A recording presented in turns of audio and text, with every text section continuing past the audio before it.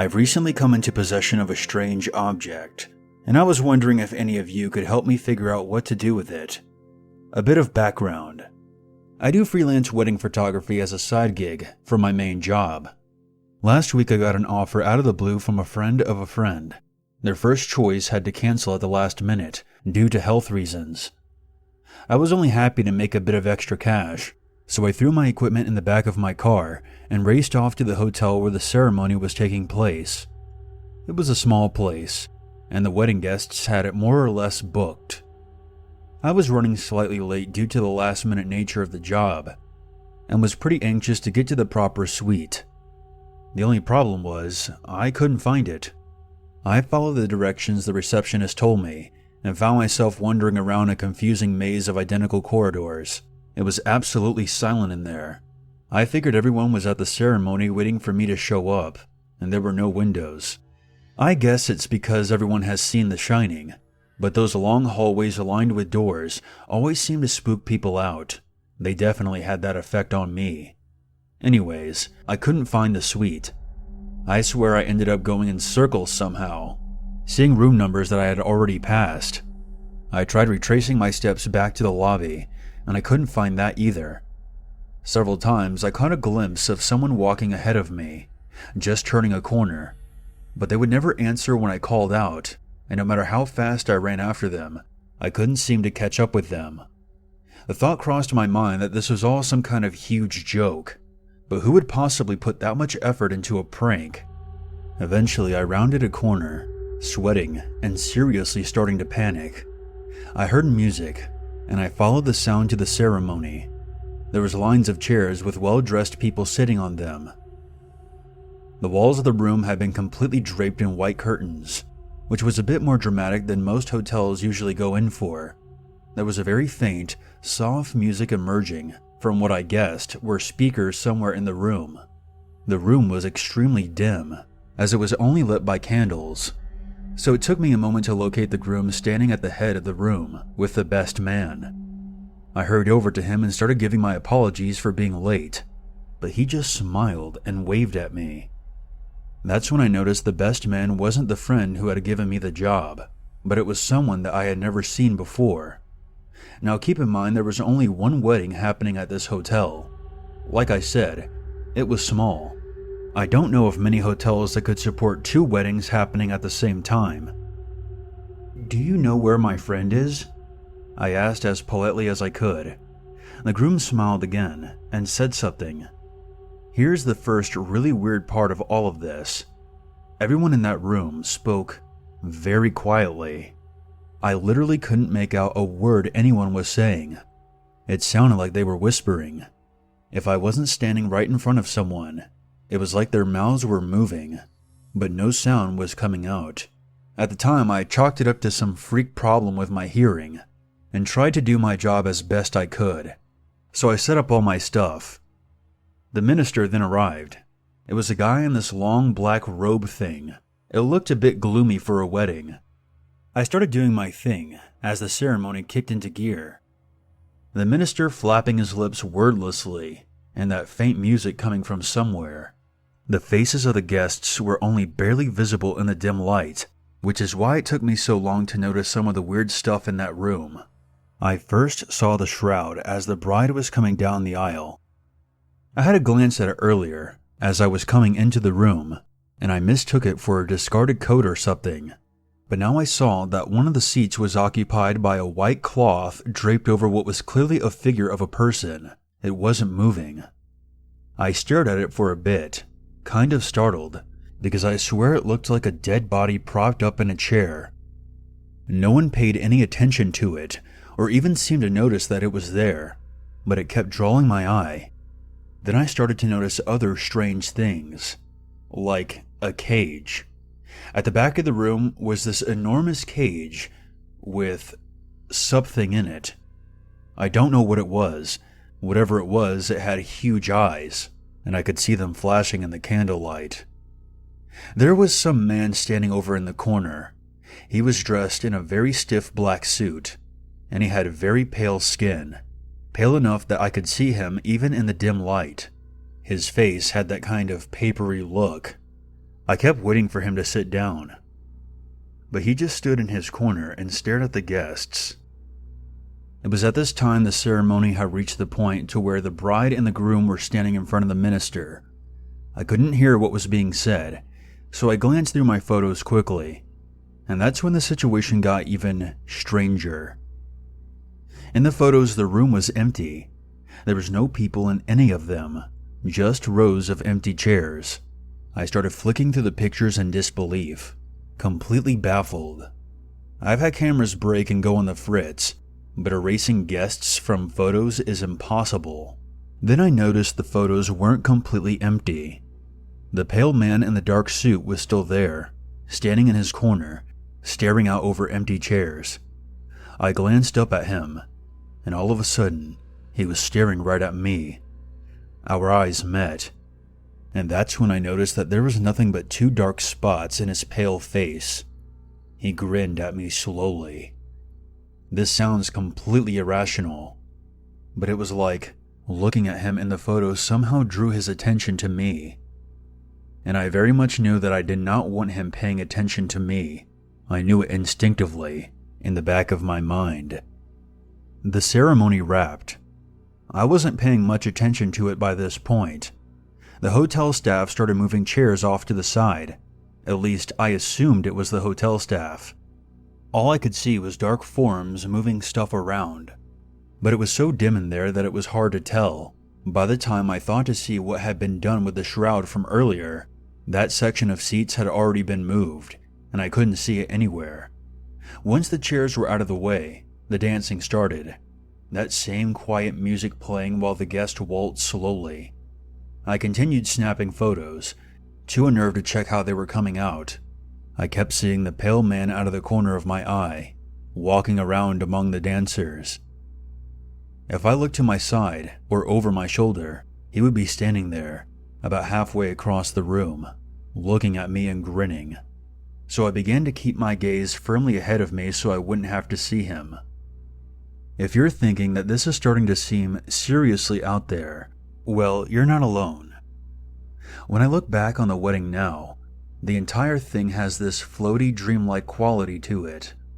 Like maybe it was just a nightmare, but I know it wasn't. I don't know why I didn't ask the bride or the groom what the hell was going on, or the pale man what his problem was. I just had this really strong feeling that I had to keep taking the photos, or else something bad was going to happen. That went on for a while. I'm not sure how long. It could have been hours, but I kept taking the photos and ignoring the pale man, always looking ahead of me, never to the sides or behind. I could still hear the music faintly playing behind it all, just at the edge of my hearing. At some point, I realized that things were starting to wind down. I came out of my daze a bit. I approached the bride and groom apologetically, not sure how to explain the photos, but neither of them seemed to mind the empty chairs. In fact, they seemed happy with it. The groom produced a small lavender box from the pocket of his suit and pushed it into my hands. I stumbled out of the room and back into the empty corridors, not entirely sure where I was going. I was still dazed. Halfway down the corridor, something tugged at the back of my mind, and I turned around to see the pale man standing at the end of the hallway, grinning at me wider than ever. As soon as he realized that I was looking at him, he started to walk swiftly towards me, moving impossibly fast. In less than 2 seconds, he had covered half of the distance between us. I'm not entirely sure why, but I reflexively held the groom's box out. I thought it was going to ward him off, or I was going to use it as some kind of weapon. He stopped dead in his tracks and gave me a wide grin, showing me 2 rows of immaculately straight white teeth. He started to slowly walk backward down the hallway, staring at me the entire time. The last I saw of him was one dark eye peeping at me around the corner, until he vanished completely from sight. I stumbled down the rest of the hallway and turned a corner, and then all of a sudden there were people milling around everywhere, and the noisy buzz of conversation. It hit me like a solid brick wall, and I actually stumbled backwards, almost falling flat on my back. My friend, the one who had offered me the job, came sprinting through the crowd. looking extremely agitated. He demanded to know where I had been, and why I hadn't been at the wedding. I tried to explain to him that I was, only there was something wrong with the photos. When I tried to show him all the pictures, they were just black. Or at least, that's what I thought at first. It was only later when I got home and took a closer look that I saw a small sliver of light coming from a door and realized that I had an SD card full of photos of a pitch black, empty room. For a few weeks, I wondered if I was losing my mind. Then I found the small purple box the groom had given me, and I opened it. Resting on a bed of red silk was a pearly white spinal vertebra. I still have it on my nightstand, in its little box. I was going to throw it away, but then I thought of the pale man with the dark eyes, and the way the box had seemed to ward him off in that hallway, and I decided that maybe I should hold on to it after all. What do you guys think?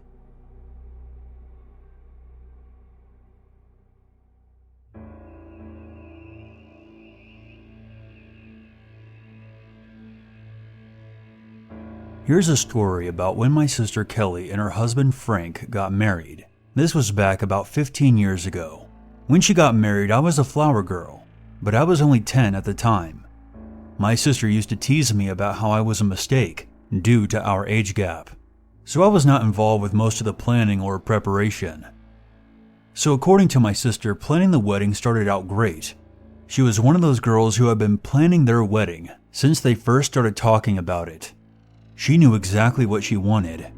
She had gotten a surprising amount done in the first few months for a woman who worked as a nurse and had to watch me often while our parents went out of town. The only bump in the road was the location. Both my parents and her husband's parents are extremely devout Catholics, and since they were helping them pay for the wedding, they demanded that it be in a church. As the semi-rebellious offspring they were, they wanted it to be in anything but. After a big fight between all of them, both sets of parents backed down as they realized that it was their day, and they compromised by letting them pick the priest who would marry them. She spent forever trying to pick the perfect place out. Everywhere was either booked for the weekend that she planned, she was really stubborn about that date, or couldn't accommodate her needs for the price. A few weeks passed, and she is beyond frustrated, as you can imagine. Almost borderline hysterical. On her way back from the florist one day, an older woman was handing out flyers for a fundraiser for a local mansion that was on the verge of being torn down. The fundraiser was trying to raise money to turn this house into a historical landmark due to the age of the place. But like a cheesy 1980s movie, there were some bank villains trying to turn the land into some shopping center. She fell in love with the place. The flyers had pictures and paintings of when the mansion was in its heyday, filled with parties and laughter, and lots of gold and antiques. At the same time, she had no idea why such a beautiful place was left to fall by the wayside. She ended up going to the fundraiser, and talking to the proprietor of the house, she offered a deal she couldn't refuse. She would help to pay for the restoration of the place, on the basis that she could have her wedding there free of charge. Of course, the woman accepted. Kelly had not anticipated the consequences of this transaction. After they had finalized the deal, everything started going wrong. The florist died of a heart attack. The catering place was shut down by the health department. The place where she got her wedding dress had a mix-up and ordered the wrong gown for her. And Frank's father lost his job. It was turning into a nightmare. The renovations were taking slower than imagined, but nobody would give her clear answers as to why. Something about high turnover of workers, that was the most that she could ever get out of them. They decided to postpone the wedding until the next year, due to the shitstorm that rained on them. Fast forward to the next year. Everything slowly worked itself out for the most part. She found new florists and caterers, and got the correct dress. Frank's father did not find a new job, so they had to downsize their house. 2 weeks before the wedding, the final touches were put on the house. I vaguely remember my sister freaking out over how beautiful it looked. I later learned that it wasn't all sunshine and rainbows. She apparently kept hearing someone calling her name when no one was there. seeing doors close by themselves, lights going on and off. The day of the wedding was the first time most of us had seen the house finished up. It was magnificent, gold trim on everything, flowers on every surface, beautifully tiled floors, marble countertops, really the whole works. It seems they spared no expense in restoring the mansion to its glory days. The actual ceremony went fine, no hiccups. After the ceremony, we had to do the obligatory family and wedding party photos. When we walked outside, someone had put up picket signs advertising for the mall. Both my family and my brother-in-law's family were furious. They had the groomsmen pull them all out and throw them into the dumpster. They had a really talented wedding photographer, but they gave me a disposable camera to screw around and get silly pictures, since I was the only child at the wedding and was bored as hell. It was as much fun as you would expect for a 10-year-old being forced to take a million pictures. Once the pictures were over, we came back inside for the reception. All the adults were already drinking their fill and snacking on the hors d'oeuvres. During cocktail hour, they had to cancel sending out soup shot appetizers, as the pot was filled with mold and maggots. The chef swears that it had not been like that earlier that day. My family was worried that one of the bank villains was trying to sabotage their wedding, so we secretly kept an eye out for any more mischief. Dinner started and everyone was enjoying their meals. Out of nowhere, we heard a loud thump above us. My mother shot my father a look, and my father got up to investigate. 10 minutes later, we heard screaming.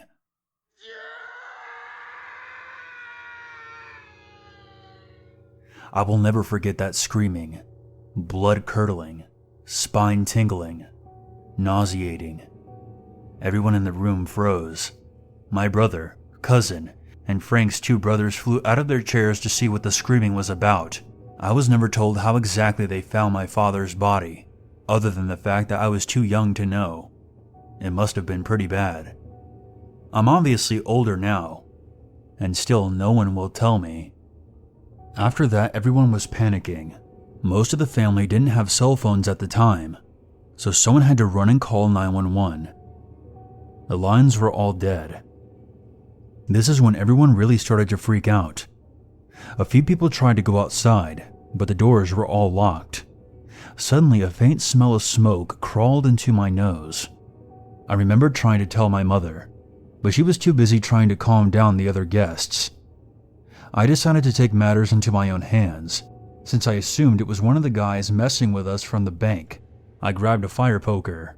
Like that would have done much good against some guy probably 3 times my size, and started up the other flight of stairs. The smell of smoke got stronger and stronger as I advanced, but I did not see any fire yet. The people who I've talked to about this next part think the smoke went to my head, and I was hallucinating from the lack of oxygen. But I swear to this day that this was not the case. As I walked down the hallway trying to find the source of the fire, the doors to the room started opening and closing by themselves. They seemed to follow me as I walked forward, slamming in my ears. I decided to book it to find the next staircase. I find the stairs and whip around the banister, only to almost shit myself. At the top of the stairs was a man, hanging from the chandelier. In the background was a roaring fire. I screamed bloody murder, and spun around to immediately be grabbed. I flailed about as the figure holding me began yelling, but I'm too freaked out to listen. It let go of me and I turned around to behold the terror. It turned out to be my brother. He yells at me for being up here, gives me his handkerchief to cover my mouth, and we ran back down the hallway together. As we were running, I hear a giggle and turn around to see a child standing in the hallway. As I grab my brother to show him, the girl ripped apart in a bloody torrent. Of course, he turned around, and the hallway was completely empty. He grabbed my hand and continued to pull me forward, as the ceiling started falling down in burning piles. We made it out of the house just in time, before the fire reached the gas main, and there was an explosion.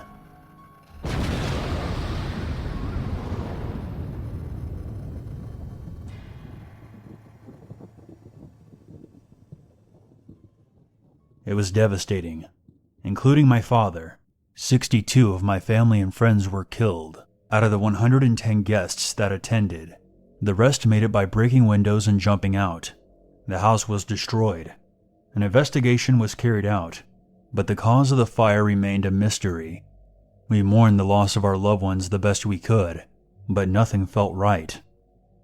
Fast forward to now.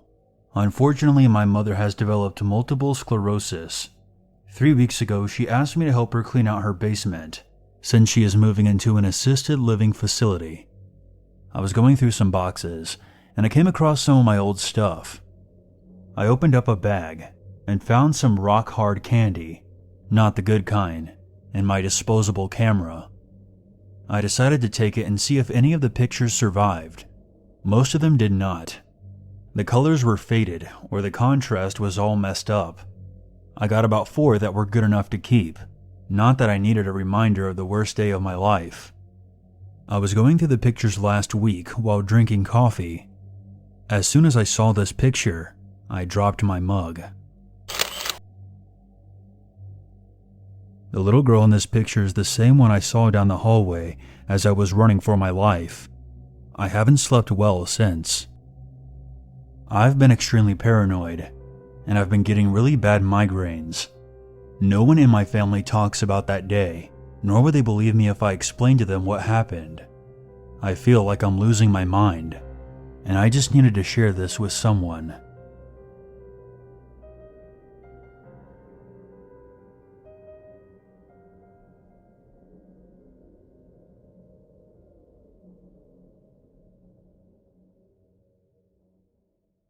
There's always a reason to be afraid.